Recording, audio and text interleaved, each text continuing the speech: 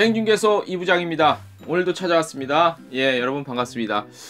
먼저 저희 여행중개소 저기 팟캐스트 팟빵, 유튜브, 그 다음에 카카오 TV에서 보고 들으실 수 있다는 점 다시 한번 상기를 시켜드리면서, 자, 이제 날씨가 추워지고 있습니다. 예. 그리고 저희 팟캐스트 팟빵 구독자 수가 100명을 돌파를 했습니다. 세 자릿수. 정말 그 구독자 여러분께 너무너무 감사를 드리고요. 저희가 뭐 음질 개선도 좀 계속 하고 있고, 그 다음에 구성도 좀 재미있게 하려고 노력하고 있습니다. 구독 100명 채워주신 분들께 정말로 저희가 머리 숙여 감사를 드리면서, 또한 유튜브도 저희가 구독자 수가 이제 곧 한 몇 명만 채우면 세 자릿수 100명을 돌파할 것 같습니다. 가파른 상승은 아니지만 꾸준하게 저희 여행중개소를 구독해 주시고, 관심이 있으니까 구독해 주셔, 구독 버튼을 눌러 주시는 거 아니에요. 그래서 너무너무 정말 감사드리고요. 저희가 뭐 드릴 거는 없지만, 혹시 이제 구독자분, 뭐 유튜브를 보고 계시거나 팟캐스트 들으시는 분들, 구독자분께서 저희 artdi@daum.net으로 이메일로 주소를 보내서 적어주시면 저희가 소정에 갖고 있던 여행 관련 선물을 좀 보내드릴게요.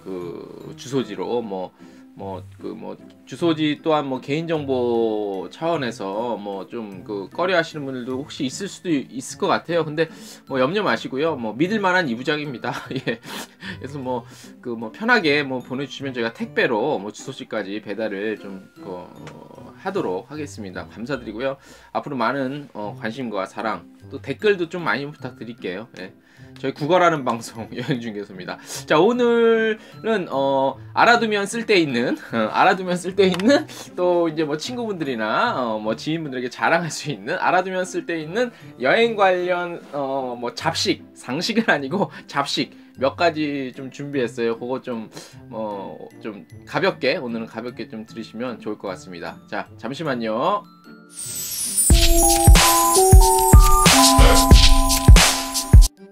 자, 여행중개소 오늘 알아두면 쓸데있는 쓸모없는, 알아두면 쓸데있는 여행과 관련이 없지는 않아요. 이게 관련이 있으니까 제가 준비를 했고, 그래서 요거를 한번 해보겠습니다. 자, 일단 첫 번째는 여러분들 제가 저번에 한번 비행기 수화물 보내는 거 한번 잠깐 했잖아요. 자, 그런데 이제 수화물, 우리가 이제 비행기 탈 때 보면은 이제 무게 제한이 있어요. 무게 제한. 그죠? 보통 대략 23kg야. 대부분의 항공사가 23kg. 자, 근데 이제 좀 좌석이 좋은 비즈니스나 이런 클래스로 가면 또 한 32kg, 30kg 넘는 그런 것도 있긴 있어요. 근데 요렇게 제한을 둔 이유에 대해서 여러분들 아시는 분들도 있을 거예요. 근데 보통 우리가 생각하기에 어떻게 생각하십니까? 보통 아마 비행기 여러 사람이 타니까 각 개인의 짐이 무거우면 비행기의 하중에 영향을 끼칠까봐라고 생각을 하시는데, 그것도 사실 틀린 말이라고 할 수는 없어요. 네. 어떻게 보면 맞아. 근데 사실 그렇게까지 영향을 미치지는 않아요. 네. 비행기가 그 정도로, 왜냐면 비행기 기체의 무게라는 것도 있고, 그 다음에 아시다시피 비행기는 추진력, 양력 이렇게 해갖고 이렇게 뜨는 그런 원리, 이렇게 해봤을 때 각 개인이 드는 짐의 무게는 그렇게까지 이륙하고 착륙에 영향은 없어요. 대신 이제 좀 자리가 남을 때 항공사 측에서 자리가 좀 남는 좌석이다, 남는 비행기 편이다, 그러면 이제 좌우의 밸런스, 무게 밸런스 때문에 이렇게 좀 적절하게 누구는 이쪽, 누구는 저쪽 이렇게 하는 건 있는데, 자, 그러면은 왜 이렇게 23kg, 32kg 이렇게 제한을 했냐?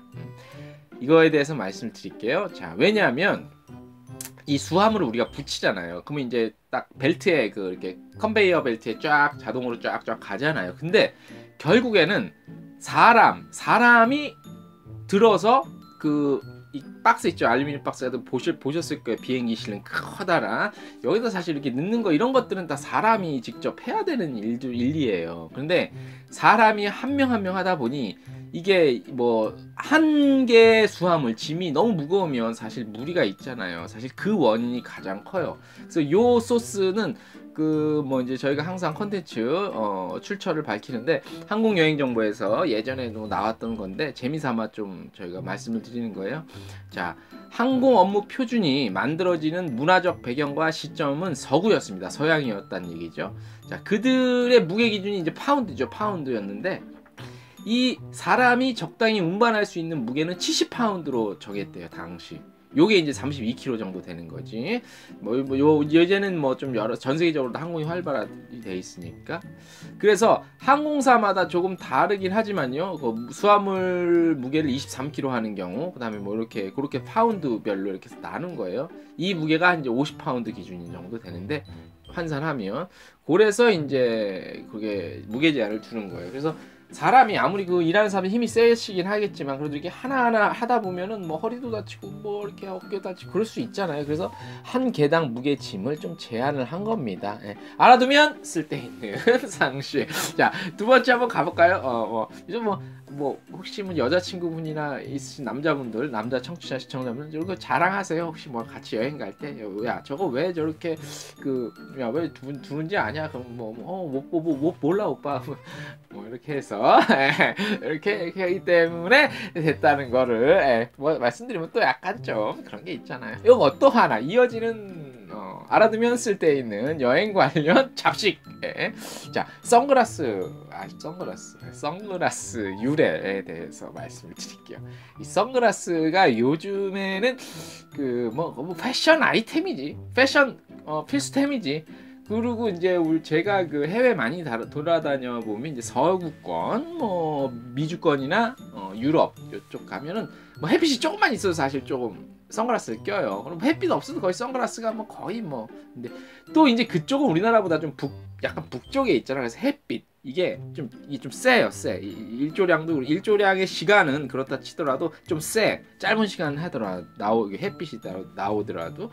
그래서 이제 선글라스 끼는데 한국에서는 잘 안 쓰죠. 그죠? 근데 저도 또 이제 또 외국물 좀 먹었다가 또 이제 좀 햇빛 있어도 좀 쓰는데 뭐 개품으로 쓰는데 아무튼 또 특히 여성분들은 또 선글라스. 근데 남성분들은 또 안 써. 한국에서는 그죠? 양복 입고 이 셀러리맨들 양복 입고 선글라스 쓰는 것도 좀 부조화라는 인식이 많은데 어때요? 쓰면 되지 뭐 자기 마음이지 뭐. 아무튼 여성분들 많이 쓰시고 그 다음에 요즘엔 또 이제 중년 이상의 어머니분들도 선글라스 많이 끼시죠. 이렇게 잠자리가 큰 거. 자, 근데 선글라스를 끼면 눈이 가려지기 때문에 눈빛이 가려지기 때문에 사실 되게 예뻐 보이고 멋있어 보이지 않아요. 그래서 제가 봤을 때 사람의 어떤 인상과 아름다움을 좀 이렇게 나타내주는 건 눈이 아닌가, 눈빛. 그래서 항상 이렇게 밝은 표정과 자신감 있는 생기 있는 저처럼 이렇게 동태 눈깔로 다니지 마시고 이런 것도 좋을 것 같아요. 자, 선글라스의 유래에 대해서 말씀드릴게요. 왜 선글라스의 유래에 대해서 말씀드려? 요게 이제 또 여행 항공과 관련이 좀 있어요. 자,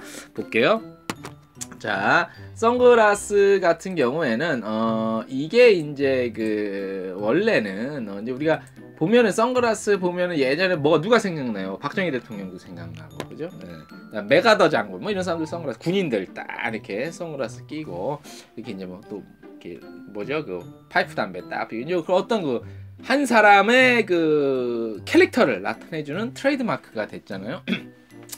연예인은 누구죠? 가수 박상민 씨도 이렇게 선글라스가 아주 뭐 트레이드 마크가 됐죠. 오히려 선글라스를 벗으면 누군지 알아보기 힘들 정도로 박상민. 또 박상민 하니까 또 가을에 또 노래가 생각나네.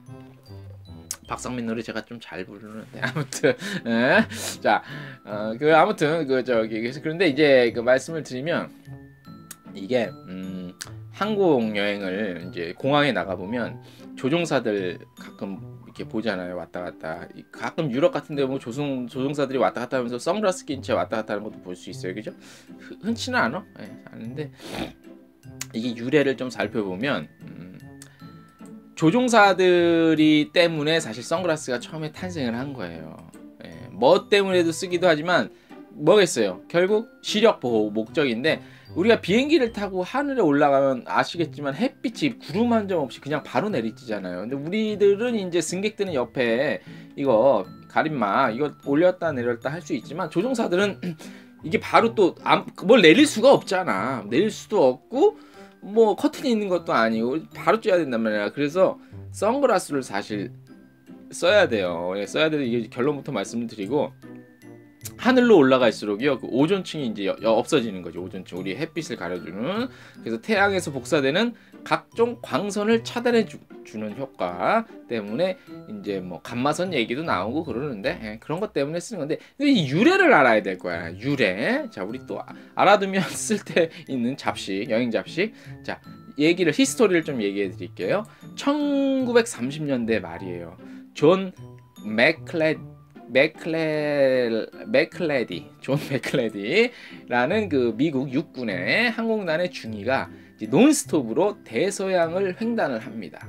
자, 당시 육군 조종사들 같은 경우는요, 고공 비행 중에 강렬한 햇빛 때문에 심한 두통과 구토증으로 고통을 굉장히 받았대요. 아, 이게 고공화 비행하다가 그 햇빛 받고 이러면은 머리가 아픈가 봐, 그죠? 구토증도 나고. 자, 그러나 당시의 안경들로는 이러한 증세를 극복할 수 없었기 때문에 이를 위해 특별히 회사의 기업명입니다. 지금도 있는 곳이죠. 이렇게 뭐 렌즈 하는 곳, 바쉬룸사에서 그 조종사들을 위한 보안경을 제작을 의뢰합니다. 바쉬룸사에다가. 자, 그래서 바쉬룸사에서는 연구에 투자를 거듭한 끝에 연구진들이 드디어 이제 광선과 광학 시력 등에 대한 광범위한 지식을 동원해서 조종사가 의뢰한 목적을 이루어내는데, 그것이 바로 최초의 선글라스입니다. 이게 그러니까 최초의 선글라스는 1930년대라고 보면 돼. 바로 최초의 선글라스인 레이벤. 아죠? 레이벤. 이 아직도 있잖아. 레이벤. RAYBAN. 레이벤. 이 마크 보셨죠? 레이벤. 안경 그 저기 브랜드. 레이벤. 요 레이벤 녹색 렌즈인 겁니다. 자, 요 우리가 이제 그 우리 어르신들이 라이방 그러잖아. 야, 라이방 갖고 와라. 라이방. 야, 뭐 라이방 어딨냐 뭐 이러잖아. 그 라이방은 이제 레이벤. 요거에 이제 그 일본식 발음인 거지. 일본식 발음. 라이방 그러잖아. 어르신들, 우리 아버님 세대들 라이방. 그렇게 해서 유래가 됐다는 것입니다. 자, 선글라스의 이름에서도 알 수 있듯이 레이벤은 광선 차단경, 뭐 그런 의미를, 레이벤 글래스 뭐 의미를 가지고 있고요. 광선을 차단하는 유리라는 뜻입니다. 레이벤은. 자, 이렇게 선글라스는 조종사들이 자신들의 눈을 보호하기 위해 쓰면서부터 시작이 된 거지요. 자, 또 덧붙여 얘기 드리면 군 출신 조종사들은 군에서부터 시력 보호용으로 A5 선글라스를 5년에 한 개씩 지급을 받고 일상적으로 써왔기 때문에 본능적으로 쓴 것이라고 할 수 있습니다. 자, 단지 이제 조종사들이 선글라스를 쓰는 거는 겉멋만을 위한 게 아니고 시력 보호, 햇빛이 강력한 높은 고도에서 조종사들이 난 반사를 막아서 계기판에 나타난 각종 수치를 정확하게 판독을 하고 또 시야를 확보해서 어떤 안전 비행을 위한 목적이라는 것을 말씀을 드리겠습니다. 레이벤. 예. 그러니까 선글라스, 우리가 지금 뭐 여성분들도 그렇고 남성분들도 많은 분들이 선글라스는 필수 다 하나씩 있잖아요. 선글라스의 유래는 이렇게 미국에서 조종사들의 눈 시력 보호와 안전한 비행을 위해서 저희 바쉬룸사에 의뢰를 해서 탄생한 레이벤 일명 라이방.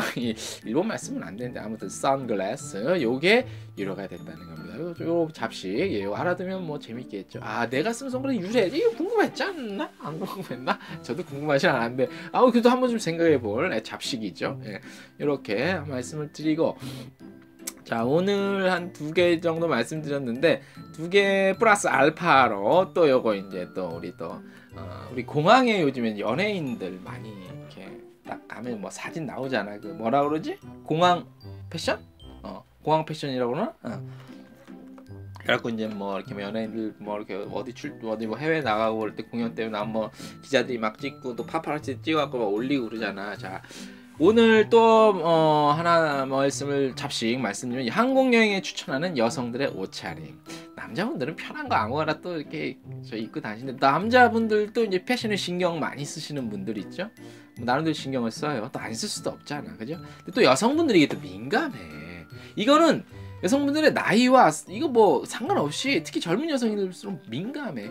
멋있게 체리제니 비행기 타면은 피가 한 통해서 불편할 것 같고, 또 날씨 뭐 춥고 덥고 이런 거 따지자니 또 애매하고, 그렇다고 쓰레빠 질질 끌고 다닐 수도 없고 애매해요. 그래서 오늘 간단하게, 이건 뭐 개인 취향에 따라 다를 수 있는데 말씀을 드릴게요. 짧은 여행, 긴 여행 따라 다를 수 있습니다. 그죠? 도착지에 따라서 피로도도 달라질 수 있는데요. 또 비행기에서 잠을 또 자야 되냐 말아야 되냐, 줄곧 깨어 있어야 되냐 말아야 되냐, 좌석은 어디가 편할까, 또 심심하지 않으려면 뭘 해야 되냐, 또 음식은 어떻게, 뭐 질문 뭐 많잖아요. 신경 쓸 게. 자, 장거리 비행기로 느끼는 피로도를 줄이는 방법이 여러 있겠지요. 하지만 중요한 것은 옷차림입니다. 옷에 일단 피가 잘 통해야 돼. 그래서 자, 회사 출근하듯이 정장 차림으로 가면은 10시간 넘는 비행 같은 경우는 진짜 고문이야, 고문. 피 안 통해 버리고, 또 요즘에 여러분들 청바지 같은 경우는 또 좀 이렇게 쫙 붙게 입잖아. 스니커 뭐라 그러나, 그 아무튼 그래갖고 피가 안 통해. 저도 좀 이렇게 바지는 좀 이렇게 딱 맞는 걸 입는 편인데 피가 안 통해요. 그래서 요럴 때 이제 그런 의상이 참 중요하지. 그래서 어떤 기내 옷차림이 좋을까라고 말씀드리면, 사실 가장 편안한 거, 좋은 건 추리닝이야. 추리닝 아니면 이런 거 후드티 이런 거, 후드티랑 이제 바지는 추리닝이 제일 편해요. 근데 추리닝을 또 멋스럽게 입으면 다행이지만 또 그게 또 좀 그래, 그죠?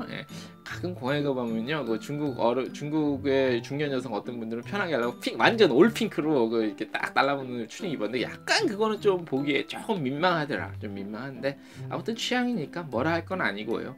자, 근데 집도 아니고 추리닝 입기 좀 그렇잖아요. 남 신경도 또 시선도 써야 되고. 그래서 여성분들 같은 경우는 이제 뭐 어떤 사이트에서 권장하는 좀 옷차림이 있는데, 이건 뭐 당연히 이 사이트에서 주관적인 거니까 뭐 개인 취향에 따라 다르니까 참고만 해서 드렸어요. 뭐 아시다시피 오늘은 잡식입니다. 알아두면 쓸데있는. 자, 여성들 같은 경우에는 니트 소재로 가벼우면서도 탄력성 있는 재질의 옷이 좋겠죠. 니트 같은 거, 조금 날씨 조금 이제 덥지 않다면. 또 기내에서는 손발이 붙는 점을 감안해서 편안한 슬리퍼가 좋긴 해요. 여성분들 같은 샌들 같은 게 좋을 것 같아요. 샌들 아니면은 그 뭐라 그러죠? 그 여성분들 그 하일 말고 그 이렇게 단화 같은 그 저기 있잖아. 저거 구두 뭐라 그러죠? 그 뭐라 그러? 나 또 이렇게 또 약해갖고 토너 수준으로나 아무튼 그 있잖아요. 이렇게 좀 거의 굽 없고 편안한 그런 거면은 좋을 것 같아요. 그런 거면 좋을 것 같고. 자, 이제 또 보면은 이제 그 여성분들 또 색상, 뭐 옷에 대한 색상 이것까지 뭐 굳이 그것까지는 안 해도 될 것 같은데, 신경 안 써도 될 텐데 색상보다는. 자, 그런 것들이 좋을 것 같고. 그 다음에 슬리퍼 같은 거, 이런 슈즈. 그 다음에 이제 선글라스예요. 아까 말씀드린 선글라스인데, 왜 이 선글라스를 기내 여성 추천 옷차림으로 말씀을 드렸냐면, 아까 말씀드렸다시피 그 선글라스는 이제 조종사들의 시력 보호용으로 한 건데, 자, 이제 장시간 비행을 하면 시차가 생기겠죠. 시차. 자, 출발 도착지 시간대가 바뀌면 사람의 어떤 신체 리듬도 이제 바뀌잖아요. 그래서 이 선글라스를 왜 챙기냐면, 물론 이제 뭐 비행기 타면 어떤 비행기는 이렇게 이게 말하면 승무원들한테 그 요구를 요청하면 눈 가리개를 주긴 해요. 근데 이게 딱 걸쳐져 있고 불편할 수도 있어요. 근데 이 예를 들어서 이 선글라스를 갖고 딱 탔다가 기내에 이제 컴컴한 환경이 있다가 환한 바깥으로 이동할 때, 선글라스 같은 경우는 그 눈의 시각을 통해 입력되는 빛의 양을 통해서 환경에 서서히 적응하도록 만드는. 그러니까 선글라스를 꼈다가 천천히 벗으면 그 말이지. 자, 무슨 말이냐면, 예를 들어서 이제 내가 기내에서 자야 돼. 그리고 한국 시간에 맞춰서 자야 되는데, 근데 바깥에는 환하고 기내는 불을 켜서 환해. 그러면 잠을 자야 되는데 불편하잖아. 그러면 그때 선글라스를 기내에서 착용하시란 얘기예요. 그리고 착용하면 빛이 딱 이 눈에 투입되는 게 줄어들겠죠. 그래서 깜깜한 환경이 만들어지면서 잠을 좀 편안하게 자고, 이 전체적인 시력이 어두워지면 마음이 좀 편안해지고 가라앉게 되잖아요. 고요해지잖아. 그래서 이제 내가 원하는 시간에 잠을 비교적 쉽게 잘 수 있다는 거지. 굳이 잠 안 들더라도 잠을 푹 안 자더라도 이렇게 좀 도움이 되겠죠. 너무 화나면. 근데 이제 전체적으로 뭐 기내에서도 뭐 이제 밥 다 먹고 바깥에도 컴컴하고 좀 일부러 잘하고 불을 꺼주는 경우가 있잖아. 그럴 때는 뭐 또 뭐 안 써도 되는데 굳이 또 그런데 또 옆에 좌석에 누군가가 신문이나 책을 보려고 꼭 그렇게 주접을 떠는 사람도 있어요.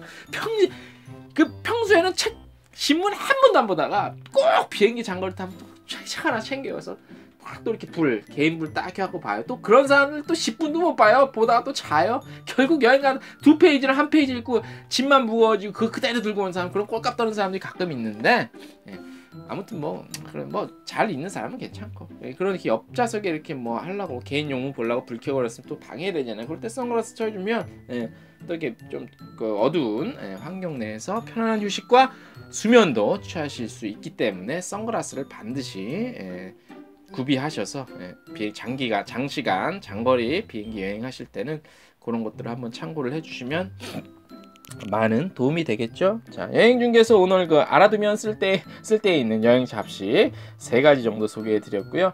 자, 오늘 여행 중개소 여기까지 한번 마무리하고요. 발음이 꼬이냐? 예. 자, 저희 여행중개소는 팟캐스트, 팟빵, 유튜브, 카카오 TV에서 보고 들으실 수 있고요. 무엇보다 중요한 것도 좋아요, 댓글, 그 다음에 구독 많이 눌러주시고요. 저희 여행중개소 앞으로 꾸준히, 또 나가겠습니다. 오늘 여기까지 할게요. 안녕.